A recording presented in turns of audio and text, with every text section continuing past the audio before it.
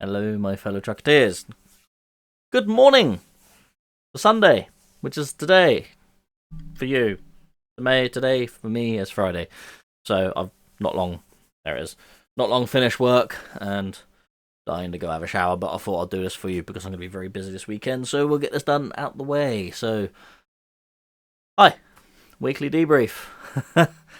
Let's get straight into it. So, I don't know if it bothers you if I look down when I'm reading my book, but I need this because I can't remember nothing. My memory's terrible. I'm an old man now. But we'll get straight into the debrief for this week. So we started on Tuesday, the 18th of March, because I had Monday off because I had my long weekend for my birthday, which you all knew about anyway. We'll get on to that. So, Tuesday, we started at 2:45 a.m. Yes, really early. Didn't have very much sleep either, but yeah, we won't get into that. Just couldn't sleep. Woke up for a pee, went back to bed. Couldn't get back to sleep, so I thought, sod it, I was going to work. Needed an early start anyway. I was going to start at 3 anyway, so 2:45. Well, that didn't make much difference. So we started from the yard. We run all the way up to Lincoln with the urban trailer. So we had to do a bit of manual labour when we got there. Luckily, we had the urban trailer because we wouldn't have got in with anything bigger. I think that's why it was in that trailer. Luckily, it had the pump truck on it and obviously got the tail lift because they didn't have a forklift on site. They were supposed to have one, but wasn't there apparently. So, yeah, we got unloaded. Blocked off the whole car park while we were doing it. So a couple of people were waiting to come out. So tough. So we got the pump truck and tail lift done.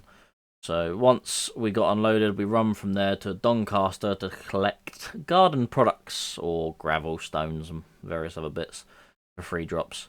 Once we got loaded from there, we headed south and parked up in Redditch at 5:15 p.m. So we worked a total of 14 hours and 30 minutes, drove for 8 hours and 52 minutes, and we drove a total of 402 miles. That was Tuesday. Not too bad, really. I actually wrote it in Monday, look, because I'm a Wally, so we crossed out Monday, and we wrote Tuesday. So on Tuesday, I've actually written all of your questions and that. So we'll move on to Wednesday. We started at 7 a.m, so we had quite a bit of time off, which was nice. We had about 12 hours off, something like that, 13 hours and 45 minutes we had off. Because we weren't too far from the customer. So we started from Redditch and run to Tewkesbury, which is where we went to Dobby's Garden Centre. And I thought they didn't open till 9, but apparently they unloaded at 7. So I got there at like 8:15, so that weren't too bad. We delivered 5 pallets there. Then we run from there down to Glastonbury to drop off another 6 pallets. And then from there to Broomhill down near Wimborne to deliver the last 6 pallets we had on. We met matey boy from Wayne's, drives the Mercedes with Winston Churchill on the back. I can never remember his name. I do apologise, buddy, if you see this. I'm useless for names at the best of times. But yeah.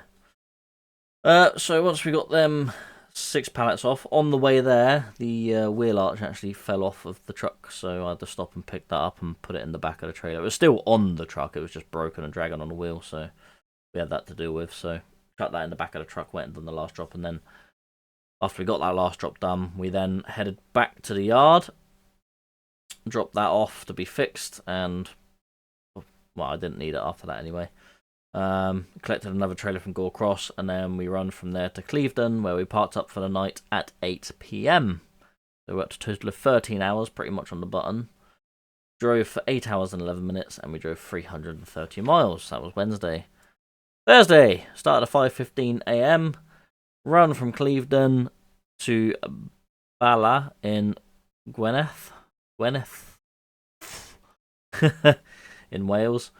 So went there, unloaded 10 pallets and 10 loose boxes to a customer there.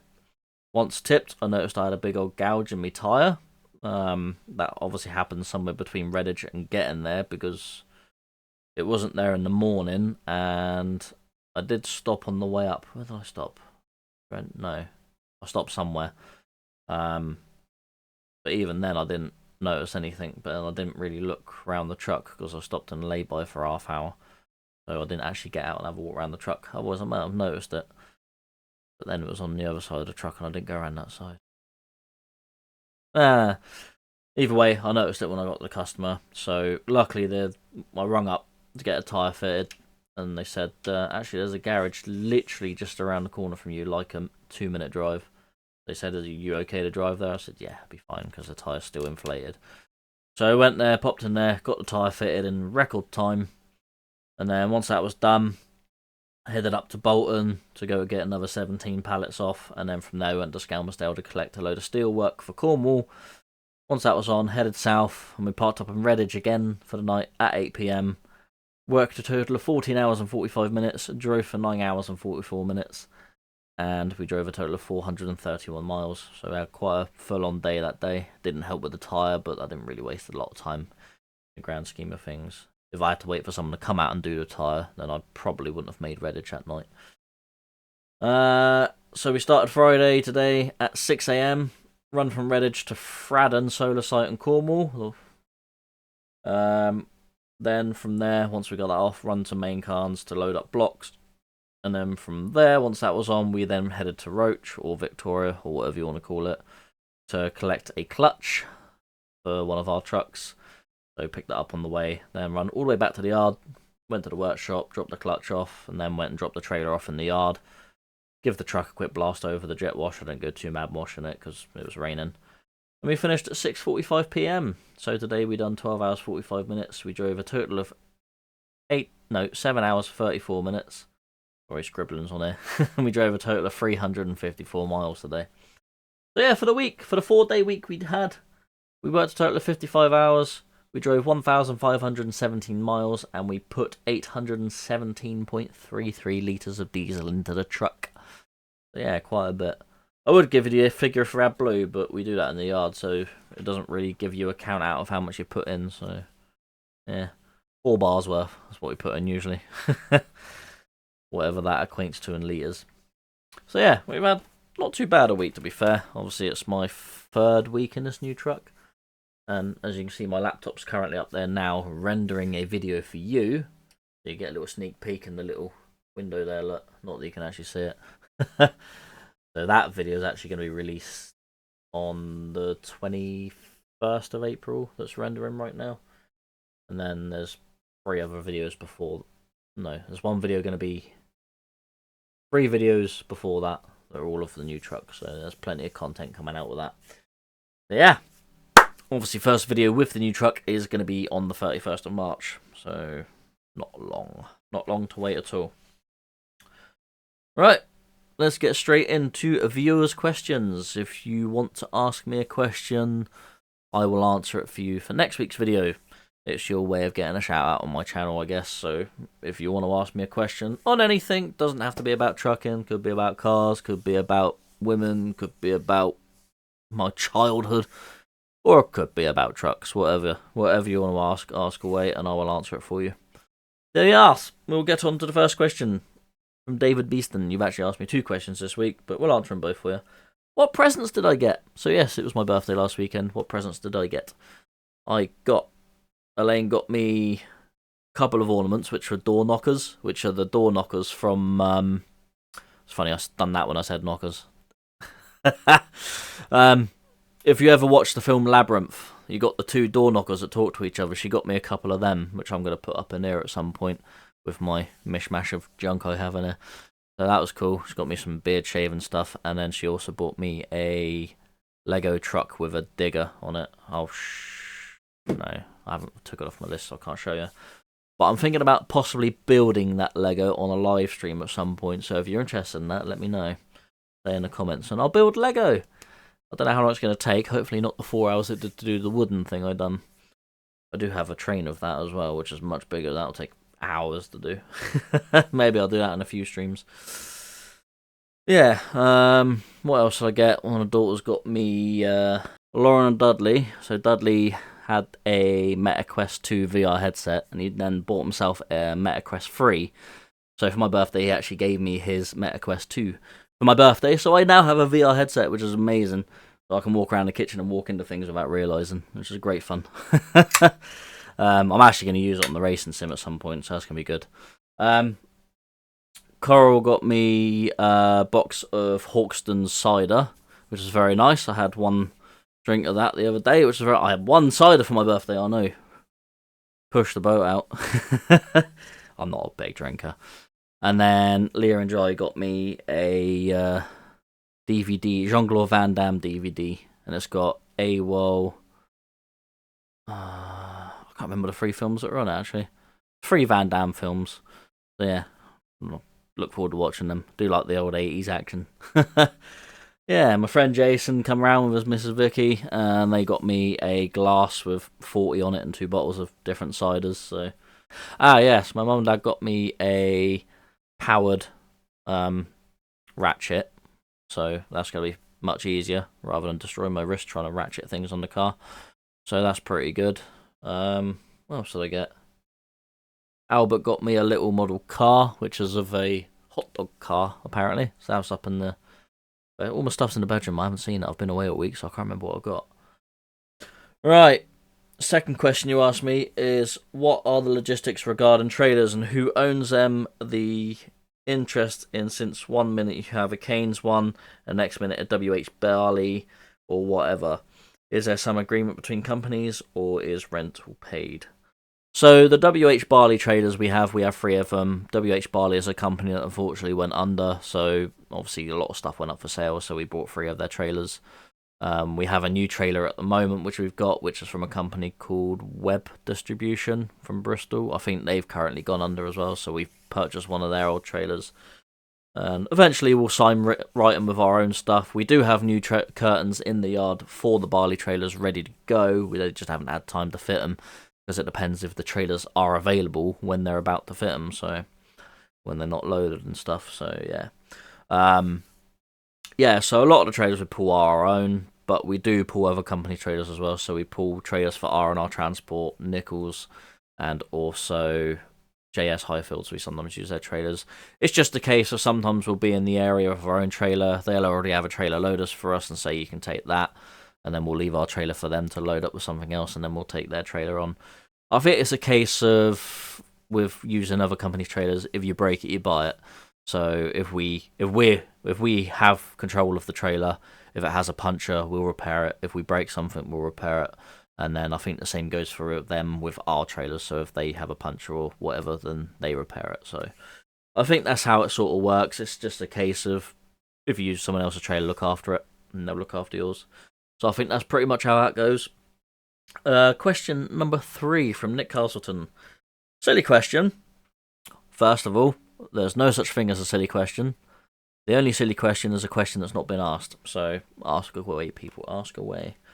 But when you're doing straw and such, and you travel down to a weighbridge, who organises that and pays for it? I've only ever used weighbridges on site to my drop and pickup. So my boss is a straw merchant himself, so if I'm doing a job for him, if he's buying and selling the straw, then we have accounts with particular weighbridges in the area, so we'll go there and they'll literally, well, obviously our trucks are liveried up with our name, so they'll know exactly who to send the bill to. And then if we're doing a job for someone else, we literally just state who we're doing the job for, and then the bill will go to them. And then when I used to do the wall as well, I used to take the wall all the way up to Bradford. When I used to use the weighbridge there, the place we took the wall to actually had an account there, so we used to do the weighbridge on their account. So that's how that kind of worked. So yeah, depends who we're doing the job for, depends on sort of who pays for it. So yeah, it's literally just account set up with the weighbridge. Simple as that, really. Question number 4 from Margaret McKenna. 2 questions. Do you pack any food for your nights out? And how much clothing do you take? Well, the simplest way to answer this one is I've done a little video for you, so we'll insert that right now. Right, so we're in the truck at the start of the week for me, so I'll show you what I take. So you asked, what do I pack any food? Yes, I do. I pack all my food I need. This is what I've got. So I've got microwave meal there, I've got a steak, I've got some veggies, got some... I'm only working like... I only got out 3 nights this week, so I've got enough food for that. So I've got some yogurts for my breakfast cereal, got some drinks. Ugh. And then in here, Got a potato for a meal as well. Got some rice. Got some granola there that I have for breakfast. Various other drinks. I've got an air fryer in there as well. And if we left the bed up, I also have cans of food in there. We have bottled water. And I've got emergency pot noodle down there, crisps, etc. So, to answer your question, yes, I'd pack food for me for the week. I do buy food while I'm out and about as well, because I can't always be bothered to cook. Yeah. And as for your second question, how many sets of clothes do I pack? Well, what I take with me is what I wear, which is my jumper, t-shirt. There's my wash bag with my towel, everything in it. And I've got shorts, trousers, got another hoodie under there, 3 or 4 different t-shirts, plenty of socks and pants, and then spare wash kit. So yeah, if I need to, I've got plenty of clothes for certain situations. So if I get absolutely filthy, then I've got change pretty much enough to cope for a few days anyway. So yeah, always got plenty of stuff to go around. Right, so I hope that answers all your questions for you. Obviously I buy snacky bits and pieces and whatever, so yeah. There you go, that's a little insight to what I have during the week. Right, question numero 5 is from Truckin' Lee, and you ask, when you have a new wheel or tyre fitted, you get a little card to inform your service team of the replacement. But in the training, I've been told that the nuts need to be checked after approximately 30 to 60 miles. How do you do it when you are tramping? Do you pop into a service area and ask them to do it? Now, usually no. The long and short of it, a tyre company is supposed to come out, fit your tyre, or fit your wheel. If they have to take the wheel off and put it back on again, they'll torque it up to 600 or 700 Newton meters, depending on the vehicle spec. What they're supposed to do then is sit there for half an hour and then re-torque your wheel. In instance from my tyre replacement I had done the other day, they took the tyre off with the wheel still on the truck, so they didn't have to torque the wheel up at all. So a lot of places will try and do it like that if possible. Usually, instance where that can't be done is if it's the inside tyre on your drive axle, because obviously you've got the 2 wheels, and you can't do the inside one with the outside one in the way. So a lot of places will actually try and change your tyre with the wheel without taking the wheel off the truck at all. So yeah, so you obviously don't need to re-torque anything because nothing's come off. So what they had to do is jack up the axle, and then I raised the air on the trailer, and that lifted the arch away from the tyre, and they managed to pull the tyre off without taking the wheel off. But if you do have concerns about it, then you could probably pop into a local place and ask them to just re-torque your tyre wheel nuts for you. Whether they'll charge you for it or not, I do not know, but usually it's a case of just keep an eye on it. If you see something starting to move, then yeah, maybe call someone else out to re-torque it or something. But they should sit there for half an hour and then re-torque them after that for you. So I hope that answers that for you. Question number 6. We'll do 6 this week, because why not? John Marsden asks, what do drivers moving containers do? Oh no, sorry, I've missed off the first part of that, sorry. So he says, you always take great care strapping your load, regardless of what it is. What do drivers moving containers do? Can they open the containers? Do they? Can they secure the load in the container? And how is the container secured to the trailer? Sorry to ask silly questions from a non-trucker. Again, no such thing as a silly question. Just silly people that don't ask questions. Then don't know what they're doing and get in trouble. So always ask anything. So, regards with containers, 9 times out of 10, I think the container is classed as a secure container. So you don't have to worry about what's in it to an extent. Obviously, if you're driving around with a massive boulder that's rolling around inside, you're probably going to have issues. So yeah, if you feel something moving, I'd probably go back to the port and be like, I ain't taking this. But as for most containers, they all have seals on them, so you will not be allowed to open up the container to check inside. So pretty much you have to be trustworthy of the people that have loaded it, that it's loaded in a secure way, and that it's not going to cause issues down the road. Yeah, that's the long and short of it, pretty much. You can't open a lot of the containers, so the load is not really your concern. This is why I say container drivers probably have the easiest driving jobs going, because literally all they have to do is open doors and do twist locks. That's pretty much it, and drive. So how are the containers actually secured to the trailer? So there are 4 twist locks on each container. So in the bottom of the container, in the corners, there's an oval hole. So what happens is there's a pin that comes up out the trailer that's oval shaped, and then the top part of it will actually twist and lock in like that. So the container sits over this pin, then you do the twist lock, twist it, and then that will lock in.